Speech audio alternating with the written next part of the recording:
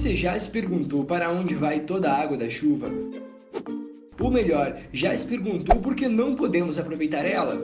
Pois é, na realidade podemos, e a melhor maneira de fazer isso é pelo sistema de cisternas. Cisterna é um sistema que se baseia em guardar a água proveniente da chuva. Elas podem ser instaladas acopladas a calhas, que direcionam a água até um reservatório determinado. E esse sistema faz o processo de armazenar a água, que é proveniente das calhas e é transportado até o reservatório. Em média, uma cisterna pode ajudar a economizar até 50% do gasto da chamada água cinza, que é a água considerada imprópria para o consumo humano. Vale lembrar que a água da chuva é chamada de pluvial e não é própria para o consumo, pois pode conter minerais e substâncias tóxicas. E essa água pode ser utilizada para regar plantas, lavar carros, calçados e paredes.